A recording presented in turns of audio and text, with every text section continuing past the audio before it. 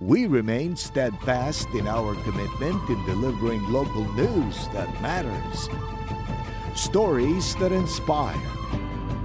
Enriching the lives of Filipinos in the Philippines and across the globe.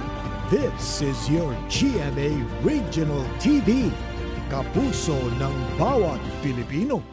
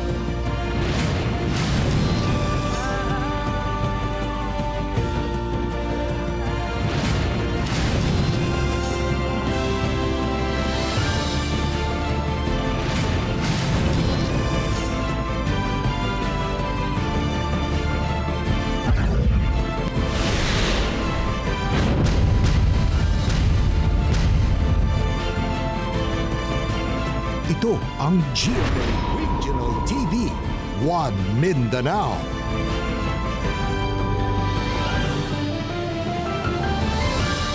Maayong hapon Mindanao, kini ang GMA Regional TV 1 Mindanao. Hatod namang pinakadagko ug pinakulaing balita sa Mindanao. Ako si Tek Ocampo.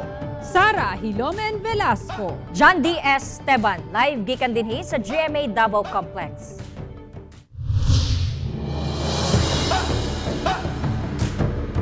Usa ka sundalo patay og laing sundalo samdan diyang gipabukhan ang checkpoint sa Lamitan City sa Basilan. Patay ang usa ka sundalo sa 68 Infantry Battalion samtang samdan ang kaubanan niining sundalo atol sa pagbusikad sa improvised explosive device sa checkpoint sa barangay Campo 1 sa Lamitan City, Basilan alas 8:50 sa buntag kagahapon. Matod sa Joint Task Force Basilan, usa sa tulos ka mga suspect nga sakay sa motorsiklo ang mipusil sa usa sa mga sundalo ug gikuha ang service firearms nini nga R4A3 rifle ug M203 grenade launcher. Dayon ikyas padulong sa barangay Cabobo, Lamitan City. Taod-taod mibuto na ang checkpoint. Gidala sa Camp Navarro General Hospital sa Zamboanga City ang duha ka sundalo apan dead on arrival ang usa. Ginasuta pa sa Joint Task Force Basilan kung planted ba o di ba ka gilabay ang IED ngadto sa checkpoint o kung doon na ba'y kalabutan ang Abusaya Group sa maong pagbusikan.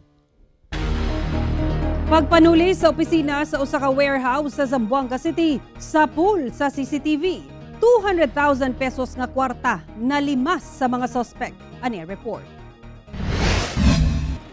Kita sa lain-laing anggulo sa CCTV ang pagpang-hold up nga naitabo sa Wellmar Marketing banda alas 8 sa buntag ni atong Martes sa Barangay Tugbungan sa Zamboanga City.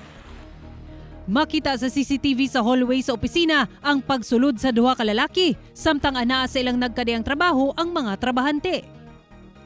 Misulod sa cubicle ang usa ka lalaki samtang nabilin sa gawas ang laing suspect nga dunay dalang mga armas. Gipalingkod niini ang usa ka lalaki sa hallway. Sa laing anggulo, makita ang usa ka lalaki nga misulod sa cubicle nga dunay pusil. Gani na taranta ang duha ka empleyadong babay hangtod nga naablihan niini ang vault ug nakuha ang mga folder ug envelope nga duna kunoy sulod nga kwarta. Gikuha kini sa mga suspect dayon sibat. Sa usa pa ka anggulo sa CCTV, nakita ang tulo ka suspect gawa sa gate nga palarga na sakay sa ilang motorsiklo. Nahuman ang pagpanulis, sulod lamang sa napulo ka minuto. Based sa nakuhang interview sa cashier, more or less 200,000. Giingong nagpakaron ingnong pulis ang tulo ka suspect pagsulod sa gate ug gidisarmahan ang mga gwardya. Nabilin ang usa ka lalaki aron bantayan ang mga gwardya ug ang duha ang misulod sa opisina. Nagtuo ang kapulisan nga planado kini sanglit migawas nga kabisado sa mga suspect kung asa nakabutang ang kwarta. Ako si Sara Hilomen Velasco para sa One Mindanao. Lalaki sa Maran, human mapusilan ang likod nga bahin sa usa ka pulis tungod kuno sa selos. Samda ng usa ka lalaki nga nailhang si Abner Landagan, human mapusilan sa likod nga bahin sa sospek nga pulis. Nga nailhang si Police Staff Sergeant Racel Serafina tungod kuno sa selos. Base sa investigasyon, may bisita kuno ang sospek sa iyang anak sa kanhi ka-live-in partner nga si Beverly Joy Bagakay sa Purok 2, Barangay Poblacion, Esperanza, Agusan del Sur. Iyang naabdan ang biktima nga nakig-istorya kang Beverly Joy nga mao'y hinungdan sa ilahang panaglalis. Unang nadunggaban sa biktima ang sospek, dayon nag-inilugay na sila sa pusil ug mibuto kini sa likod nga bahin sa biktima. Gitambala ng duha sa ospital samtang parayon pang ginaimbestigahan sa otoridad ang insidente. Usa ka gituang miyembro sa NPA patay atol sa engkwentro tali kasundaluhan sa Hingoog City, Misamis Oriental. Mga bala, kagamitan ug mga armas na recover sa otoridad. Ani ang report ni Cyril Chavez. Adlawng Sabado, human nga makadawat og taho gikan sa mga residente sa lugar. Gisuroy sa 42nd Division Reconnaissance Company, ilawom sa 58 IB, 402nd Infantry Brigade ang gituwang kampo sa New People's Army sa Talupa, Sitio Dumagook, Barangay Lawaan, Hingoog City, Misamis Oriental. Pag-abot sa lugar, bandang alas 5 sa hapon, gilayon nga nagkaengkwentro ang duha ka grupo nga milungtad sa 25 minutos. Gituwang ana sa kapin na pulo ka mga NPA na engkwentro sa kasundaluhan sa mong area. Nagkariang armas ug usa ka patayng lawas sa gituwang NPA ang nirecover sa otoridad gikan sa encounter site.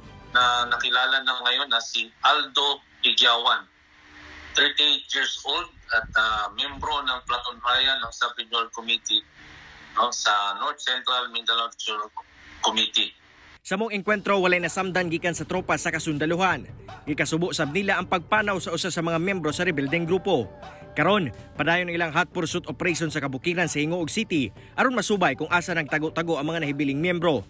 Aduna sab panawagan ang kasundaluhan Na magbalik loob sa mapayapang pamumuhay. Magbabalik loob hindi sa gobyerno kundi sa mapayapang pamumuhay kasama ang kanilang pamilya upang mabigyan ng maayos na buhay ang kanilang pamilya at i-avail itong Enhanced Comprehensive Local Integration Program. Ako, si Cyril Chavez para sa One Mindanao.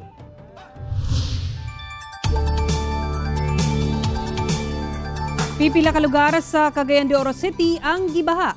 Atong sayro ng detalye sa live report ni Cyril Chavez. Cyril. Yes, Sara, daghang lugar sa syudad ang gibaha tungod na sab sa ulan nga hatod sa Intertropical Convergence Zone kun ITCZ. Kini ang mga hulagwan nga kuha sa netizen nga si Evelyn Manuta sa Barangay Kamaman-an sa Cagayan de Oro City. Human nga napuno og tubig baha ang dalan dapit sa Fisher Valley. Sa mong mga litrato, kita nga halos hangtod tuhod na ang level sa tubig sa mong lugar. Apan, duna sa bata nga inay mabalaka, naligo pa hinuon. Kinisab ang video nga kuha sa usa ka netizen kung asa makita ang pagbaha sa Zone 5 Barangay Bonbon. Misulod na sa kabalayan ang tubig baha, busa ilang gipangsaka ang mga gamit sa balay aron dili maabot sa tubig baha. Sa Kauswagan National Highway, tibok lane sa dalan ang daw nahimo na sab nga sapa tungod sa kataas sa tubig baha. Hinungdan nga wala na kini paagi pa sa mga light vehicles. Sigon sa Pag-asa, Intertropical Convergence Zone kon ITCZ gihapon ang nakaapekto sa panahon sa Mindanao nga nagdala og kusog nga pag-ulan inubanan sa kusog nga hangin. Labing maapektuhan ang Zamboanga del Norte, Misamis Occidental ug Surigao del Sur.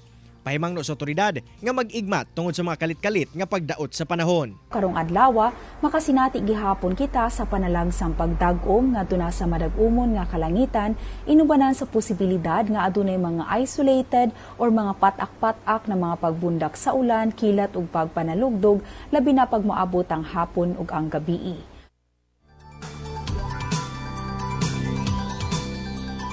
Sara, sa karon dinhi sa Cagayan de Oro City nakasinati na og madag-umon nga panahon. Gani aduna nay mga taligsik og busa tambag nato sa atong mga kapuso nga magdoble bantay tungod posibleng mokusog ang ulan nga moresulta sa pagbaha. Sara. Okay, amping diha ug daghang salamat Cyril Chavez.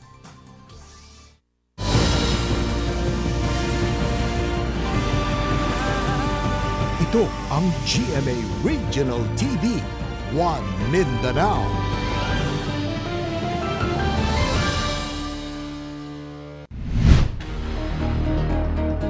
Milapas na sa 2 milyon ang mga kaso sa COVID-19 sa Pilipinas karong adlaw. 14,216 ang new COVID-19 cases sa nasod karong adlaw. Busa misaka na sa 2,003,955 ang total COVID-19 cases. Sa Mindanao, 31,333 ang confirmed COVID-19 cases sa Region 9 nga dunay 931 active cases. 58,765 sa Region 10 ug 12,122 ang aktibong kaso. 68,887 sa Region 11 nga dunay 11,951 ang wala panayo. 37,054 sa Region 12 ug 4,729 ang active cases. 29,975 sa Region 13 nga adunay 3,156 ka aktibong kaso ug 10,473 sa BARM nga adunay 701 nga aktibong kaso. Sa Valencia City sa Bukidnon, paspas gihapon ang pagsaka sa mga nataptan sa COVID-19. Gani adunay adlaw nga miabot sa napulo ang patay nga kasagaran mga senior citizen nga dili bakunado. Ani ang report ni James Paulo Yap. Sa Facebook post ni Attorney Genaro Cadigal Jr., ang City Administrator sa Valencia City, Bukidnon, makita nga bisan pasado alauna sa tungang gabi ni adtong adlawng Martes, anaa ang mga sakop sa Management of the Dead team nga naglubong sa COVID-19 positive patient nga namatay bagkuhay pa lamang. Nasayran nga ang Valencia City, pitala og napulo ka mga patay ni adtong adlaw nga kadaghanan senior citizens ug dili mga bakunado. Matod ni Mayor Azucena Huervas, nagpadayon ang pagpaningkamot sa lokal nga gamhanan nga mabakunahan ang tanan taga Valencia. Apan daghan kuno nga adunay vaccine hesitancy nga nabati sa ubang tawo. Sa karon adunay lagpas usa ka libo nga active cases sa COVID-19 ang syudad. 10 ang death, but ang ma-record lang namin yung confirmed na COVID positive. Mayroon ng RT-PCR result sa DOH. At ang ilibing namin kagabi is 10. Samtang adunay usa ka klinik sa syudad nga nagdumili sa pagdawat og pasyente, lakip na ang watcher kung wala pa nabakunahan. Gihimo kini sa maong tag-iya aron dasigon ang mga pasyente nga magpabakuna na. Ang maong lakang suportado sa mayor sa syudad. Choice yun. Ang sabi ni Dr. Ayok, choice ko yan. Choice yung hindi magpabakuna. So ako as doktor, choice naman din daw niya. So wala pang magawa dyan. Sa pagkakaroon, bugtong bakuna lamang ang hingpit nga makapanagang sa tao batok sa COVID-19. Busa balik-balik ang pag-aghat sa tanang Valencianos na magpabakuna na. Ako, si James Paulo Yap, para sa One Mindanao. Sa karon Cagayan de Oro City ang dunay labing taas nga COVID-19 Delta variant cases sa Mindanao, humanatal ang 27 ka bagong kaso kagahapon. Samtang mas daghan ang nataptan sa Delta variant kung intandi sa ubang COVID-19 variants sa Region 10. Ano ang report ni Cyril Chavez? Gibutyag sa Department of Health Region 10 nga 139 na ang mga kaso sa COVID-19 variants of concern sa rehiyon. Sa mong ihap, nag-una ang Delta variant nga naa sa 87 cases. Ikaduha ang Beta nga adunay 36 ug Alpha 16. Sa Delta variant cases, nag-una gyapon ang Cagayan de Oro City nga adunay 58 cases. Humanadugang ang 27 new cases niadtong Martes. Busa ang syudad na dunay labing taas nga Delta variant cases sa tibuok Mindanao sa karon. Gisundan sa probinsya sa Bukidnon nga nakatala og 13 cases. Misamis Oriental nga adunay 9 ka Delta variant cases. Iligan City nga adunay 6 ug usa sa Camiguin. Samtang gibutyag sa Cagayan de Oro City Health Office nga duha sa 27 ka mga bag-ong kaso sa Delta variant sa syudad ang namatay na nga mga taga Barangay Makasandig ug Barangay Bugo. Labing daghang new Delta variant cases ang natala sa Barangay 30 nga anaa sa 7. Gisundan sa Barangay Carmen nga dunay 4, tagduha sa Barangay Kugman ug usa ug tag-usa sa napulo pa ka mga barangay sa syudad.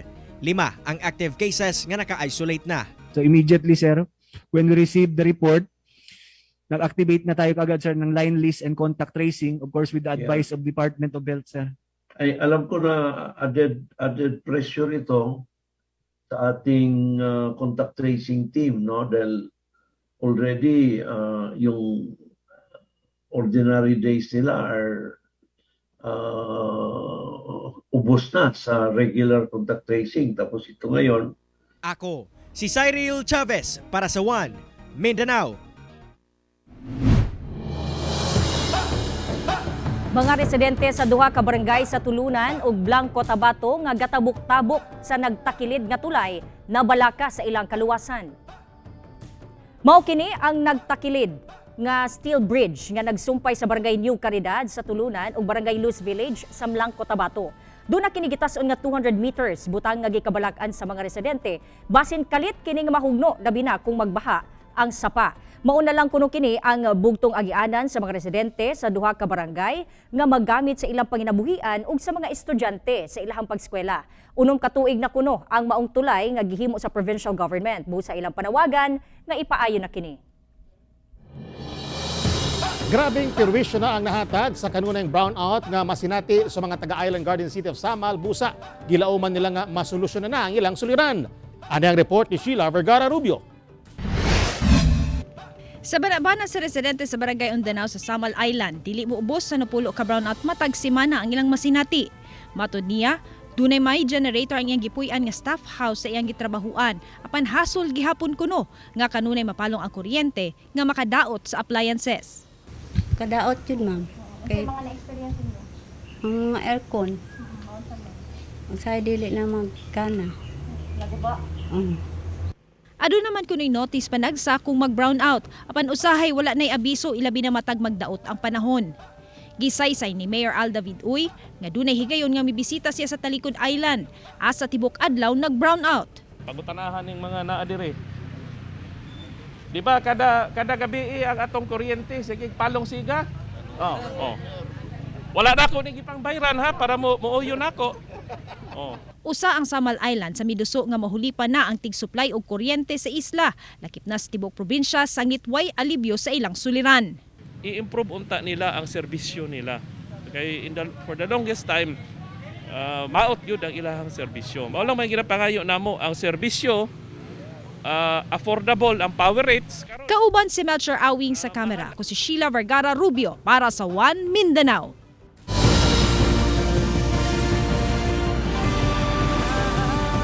Ito ang GMA Regional TV, One Mindanao.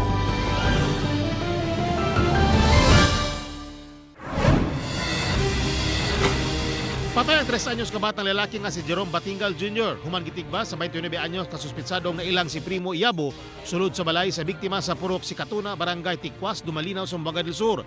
Gibilin samahan ang biktima og laing 6 anyos nga anak kauban ng suspitsado dihang nakadungog kinig lagubo. Gitigbas na sa sospek ang bata sa ulo og tigbasong punta kuno nini ang laing pang bata apan napugnan samahan. Nadakpan ang sospek apan wala kini gipasakaan og kaso tungod may diferensya sa pangisip. Patay ang taxi driver dining taxi nga nailang si Julius Azura human maapilog kasunog sa iyang gimanehong unit sa Purok 16, Barangay Mahay, Butuan City, Domingo sa gabi. Nakadungog kuno mga buto sa pusil ang mga nagpuyo sa palibot una na sunog ang taxi. Parehang pang otoridad sa pag-imbestiga kung kinsa ang suspitsado ug motibo sa krimen. Giaresto sa otoridad si Barangay Tapi Kapitan Noel Azarcon alias Tiger tungod sa pagkalambigit nini sa illegal logging sa Kantilan, Agusan del Sur. Nakaplagan sa otoridad ang mukabat sa 17,000 board feet sa nakalalaing troso nga doon na estimated market value nga 500,000 pesos sa Purok 2, Barangay Tapi sa mga munisipalidad nga gipinagihan kuno ni Kapitan. Magatabang og kasong paglapas sa Revised Forestry Code of the Philippines si Kapitan Azarcon. Dulang 30 million pesos nga kantidad sa 1,656 cases sa smuggled nga sigarilyo gikan Malaysia ang naharang sa Philippine Navy sa kadagatan sa Tawi-Tawi nga gikarga sa ML Rahina. Human walay napakitang dokumento ang kapitan sa barko. Gikustudiya ang kontrabando sa Bureau of Customs sa Zamboanga City. Laing vaccination site giablihan sa downtown area sa Davao City. Diin target nga mabakunahan ang mga nagpuyo doon sa palibot. Ani ang report ni Rial Soroche. Ang San Roque Elementary School sa Obrero may pinakabagong vaccination site nga giablihan sa Davao City Health Office. Ginaakomodar dinhi ang mga residente sa Obrero ug bahada. Walay walk-in kay master list ang ilang ginabasihan. Kani additional site pod nato ni siya pero naapatay ginapang-inspect na ginapamaliog sa atoan ni Dr. Josephine Villaperte atong vaccine sir. Napay mga schools nga atoanan pa no. So napatay ginaprepara na pod sa bin season. Busa, sadyang nabalitaan sa mga nagpuyo sa Barangay 20B nga naa silang dool ang vaccination site, nagpalista gilayon ang mga residente aron mabakunahan. Pa-inject din ko nagpa-aron. Nagpa-kuan din ko Lista? Palista. So ikaw, at least karon di na ka mangita. Naman din. Kaso lisod lang, kanamo gyud trabaho to. Karon, gusto lang gid ko magpa-vaccine kay para iwas ang COVID. 500 ang target mabakunahan matag adlaw sa mga vaccination site. Busa nanawagan sila sa mga lumulupyo sa maong dapit nga makig-koordinar silang barangay aron maapil sa listahan. Kung higayon mo palihog lang mi nga magpabakuna na mo kay kanu sa pamantang mga nagang kung maigo na tag COVID. Kauban si Melcon Menares sa kamera. Ako, si Real Soroche para sa One Mindanao. Ikadawang tuig sa pagsaulog sa Virtual Higalaay Festival sa Cagayan de Oro City, nagmalampuson. Anang report ni Cyril Chavez. Bisan pa man sa hulga sa pandemya, wala kini nakapugong aron makaselebrar gyapon ang mga Cagayanon sa tinuig nga Higalaay Festival sa Cagayan de Oro City. Apan mas strikto nga mga guidelines ang gipatuman karon tuiga kung itandi sa milabay nga tuig, ilabi na karong anaa sa MECQ status ang syudad. Apan taliwala pa niini, nahimo gyapong mabulokon og lingaw ang kasaulugan. Usa sa mga nahimong main attraction karong tuiga, ang Carnival Queens kung asa nagtigi ang nagkadaiyang contestant gikan sa lain-laing barangay ug nahimong madaugon ang kandidata sa Barangay Carmen.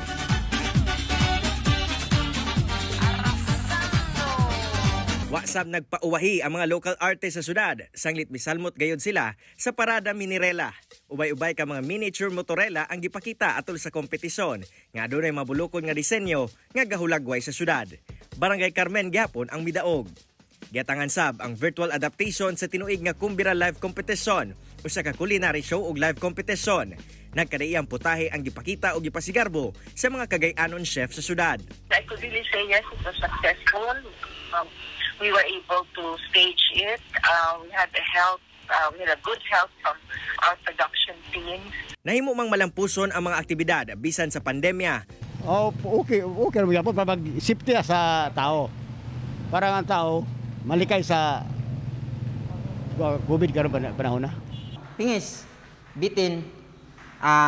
Sa ako mong is ako na experience lahi ra gid ikumpara sang una. Taliwala niining tanan ang importante nga dili nato makalimtan ang mensahe sa kapistahan. Ang mas mapaduol sa Ginoo, pinaagi kang Senior San Agustin nga mo'y patron sa syudad. He did not leave God anymore. He tried always to stay close to God. He did penance. He did a lot of prayer. He controlled himself. And then he really defended the church and the teachings of the church. Ako, si Cyril Chavez para sa One Mindanao. Burr month na mga kapuso! Busa din na tamatingala kung mapaminaw na sabnatong atong paboritong Christmas songs. Bisan doon ay pandemya, sayro nato ang Christmas wishes sa mga Dabawenyo. Pinaagi sa report ni Chin Sabute. September na! O para ka natong mga Pinoy, usa lang ang pasabot ni Ana. Sugod na sab sa Christmas season. Gani naglanog-lanog na sab ang mga Christmas song sa radyo. Ihatag na ko na nimo ka barangay. Mauna ang akong regalo nimo. Merry Christmas in advance.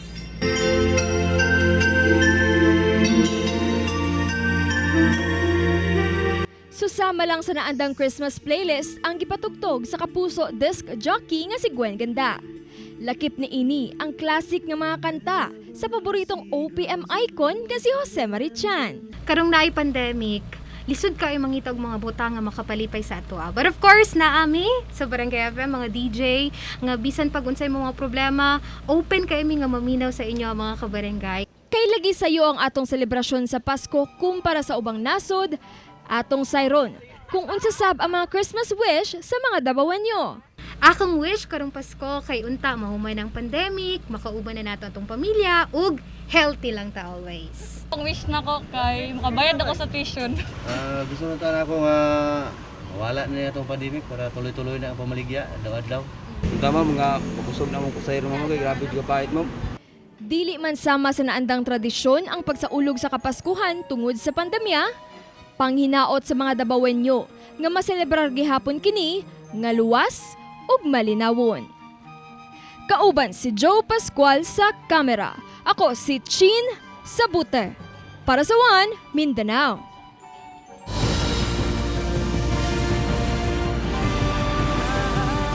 Ito ang GMA Regional TV, One Mindanao.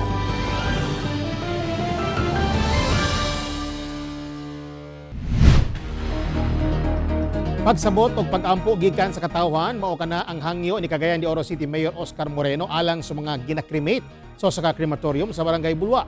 Sa Facebook post ni Clenro Head Engineer Armen Cuenca, gipasabot niini nga ang mga baga ug itom nga aso nga gagawa sa panghaw sa krematorium sa Barangay Bulwa tungod matud pa sa body bag nga gama sa PVC material ug ubang pang personal nga gamit sa namatay nga pasyente.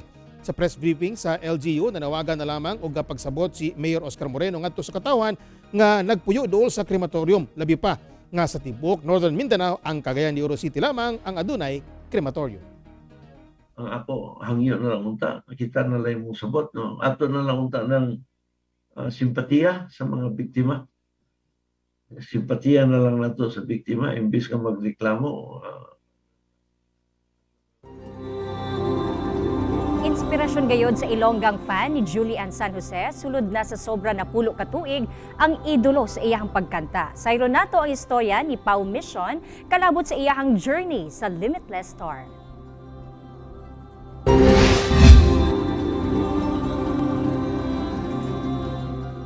Hi, I'm Pau Mission, 26 years old from Iloilo City, and I've been an avid fan of Julian for more than a decade now. Naging fan ako kasi mahilig din akong kumanta. 'Cause every day, every night, I keep looking at the skies. Pag naging fan ka na ni Julie, yung mga fan na kasama mo, nagiging friends mo na din. Ang mga masasayang moments namin with Julie, usually yung pag may events. Nakakapag-interact talaga kami with Julie. Julie was very influential because noon hindi naman ako masyadong out kung paano yung kumanta. Iba yung hatak ng Julian San Jose. Less than a month na lang at mapapanood na natin yung Limitless. We're so excited kasi this is not the usual concert. It's a musical trilogy. Ibang Julie yung makikita natin dito. Nung nalaman namin na meron ng tickets available, hindi na kami nagdalawang isip. Kumuha na talaga kami ng ticket para mapanood yung Limitless. So Julie, see you in September. We can't wait to witness Limitless.